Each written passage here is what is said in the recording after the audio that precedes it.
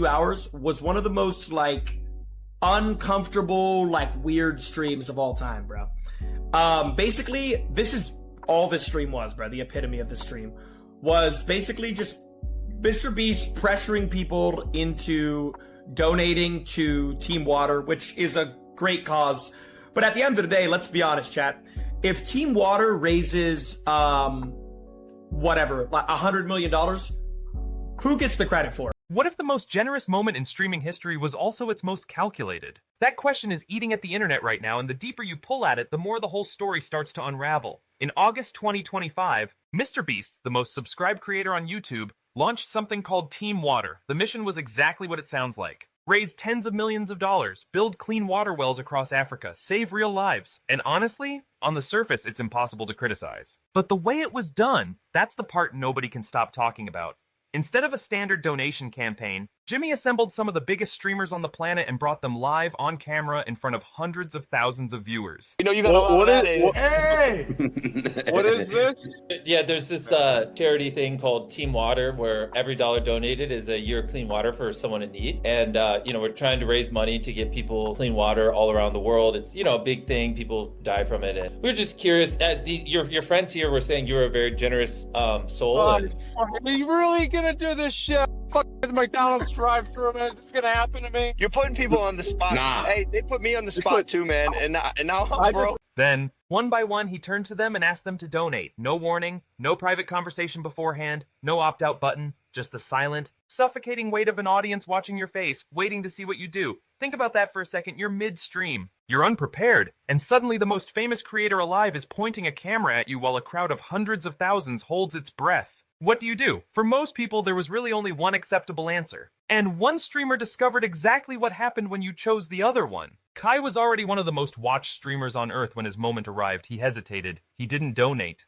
And the internet came for him with everything it had. So much great energy. I want to do as much as I can to help you guys and just be able to make sure you guys get better classrooms and stuff like that. Whatever they tell me you guys need, we're going to make sure you guys have good stuff, okay?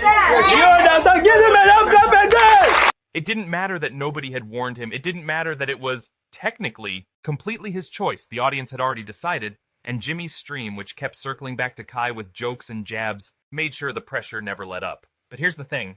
Looking back now, Kai wasn't the villain of that story. He was just the most visible casualty of a system that was specifically designed to make saying no feel like a moral crime. Because that's what this was, a system, a carefully engineered moment where refusing meant risking your reputation, your audience, and your public image in a single clip-worthy second. Even Logan Paul, not exactly the moral backbone of the streaming world, pulled Jimmy aside afterward and admitted, "You put me on the spot too." When Logan Paul is the voice of reason in the room, something has gone very wrong. But at the time, the streams kept going. The donations kept rolling in, and when the dust settled, the numbers were staggering, reportedly around $40 million raised. A Guinness World Record, global headlines, everyone moved on, or so it seemed. Then a streamer named Jynxzi asked a question nobody had thought to ask out loud. Few hours was one of the most, like, uncomfortable, like, weird streams of all time, bro.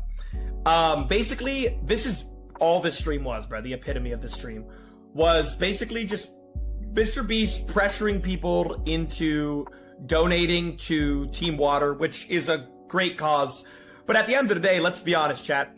If TeamWater raises, whatever, like $100 million, who gets the credit for it, bro? Who's gonna make the tweet and say, oh, this is TeamWater and we raised this amount of money? Who gets all the credit for this, chat? MrBeast. Exactly. So basically, we're all donating. He's getting all the credit, but we're all getting pressured into donating in front of, you know, hundreds of thousands of people. When you combine all the streams, you're talking 200,000 people are watching this live. And at the end of the day, I kind of thought about it and it's like, well, at the end of the day, it goes to a good cause. So I don't really care. Like, it goes to a good cause, but that's all this stream is, bro. This is one of the, like, this stream was just excruciating, bro. Okay. The man. And every time somebody would join the call, bro, it was just like...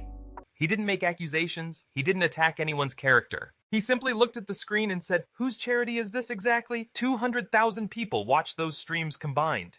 Dozens of creators donated publicly, but the name on the campaign, the face in every thumbnail, the brand behind every headline, always the same person, Jynxzi described the whole thing as uncomfortable, pressured, a genuine cause wrapped tightly inside someone else's personal empire. MrBeast responded quickly. He pushed back on the credit argument, pointing to the exposure donors received from being featured in clips and streams. He said he didn't feel bad for asking millionaires to help people dying from contaminated water. And fair enough, that's not nothing. But it completely sidestepped the actual conversation. Nobody was arguing the cause was wrong. Nobody was debating whether clean water matters. The question was about method, about whether public shame and social pressure are acceptable tools, even when the goal is genuinely good. That question hung in the air unanswered, and then Adin Ross walked in, and everything ignited. And if there's videos and pictures of the wells being built and that's different. So where are they? This does not fucking count. This is something you see in a fucking textbook at school. What the fuck, dude? No. Where is it? Where is it? It's 41 million years of water. I know I'll probably get texts and calls, but I don't care. This is a shit show. And I got fucked. From my opinion, I did. Don't care my perspective, I did. It was a great stream. I don't take that back. But could have been done better. Also, fuck that. No, hell no. I'm gonna say some shit. I was a condom. I was put on a dick. Fuck. Threw the condom off. That's me. Throw it in the trash. Said I was gonna be in the videos where everyone's streamer setups was built. All this. Never happened. Never fucking happened. Why?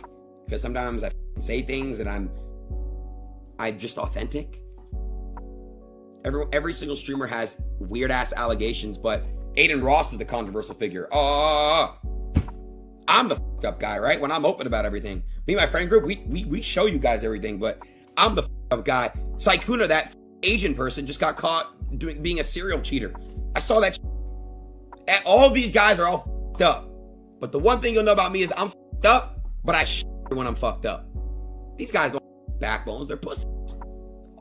Adin didn't just react. He went somewhere nobody expected. On livestream, visibly emotional, he asked the question that had apparently been building for months. Where is the proof? Nearly a year had passed since those streams aired. $40 million raised. So where was the footage, the documentation? The evidence that the wells had actually been built, that the money had reached the people it was meant for? He apologized, genuinely, tearfully, to every streamer he'd helped pressure into donating. And I apologize to every streamer that or every single public figure that I pressured.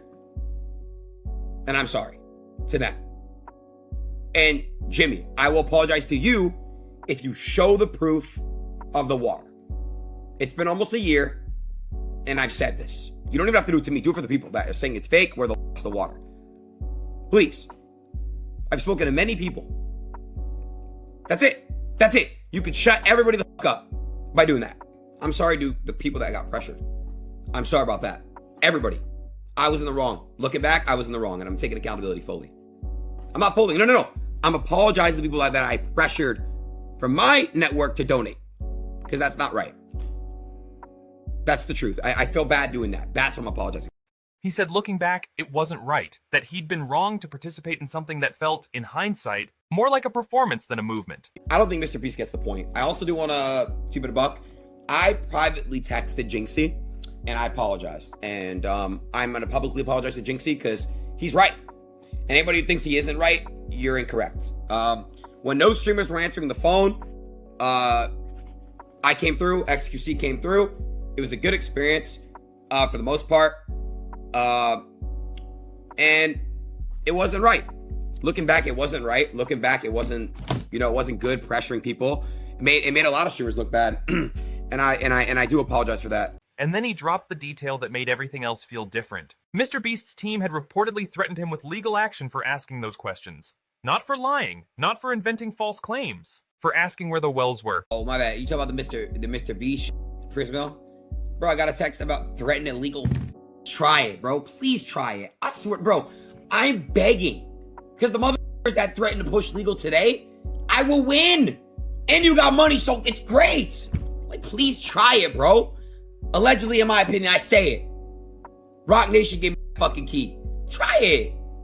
I'm not worried or bothered. Even XQC, who had been physically present during the original stream, finally said what he'd apparently been sitting on for months. He called the methods way too much. He described sitting beside Adin during the stream, both of them exchanging silent glances, both quietly willing Jimmy to read the room. He never did. That image stays with you. As much as I want to agree with Jynxzi as best as I can, right? I agree with what he says, right? But the way out of it is like a really simple solution. Like if you get called up, I think you could just say like a lot of people did. Yo, I just donate privately and shit like that. Oh, that's a cool cause. Good job, guys. I really like the stream. I keep it up. And I usually keep my donations private so that it's just the way it operates. And then people and nobody really blinked an eye about people who say. Two of the most watched people on the internet, sitting in silence, hoping someone would pump the brakes while the machine just kept rolling forward. Here's where the whole thing lands. The cause was real, the need was real, and the money, if it went where it was supposed to, could genuinely change lives. That part isn't in question. But good intentions don't automatically sanitize the methods behind them. And when a system is built where saying no means public humiliation, and asking where did the money go means legal threats, it's worth pausing before you call it charity. Because at some point, you have to ask yourself, is this generosity or is it just very, very effective content? Drop your thoughts below.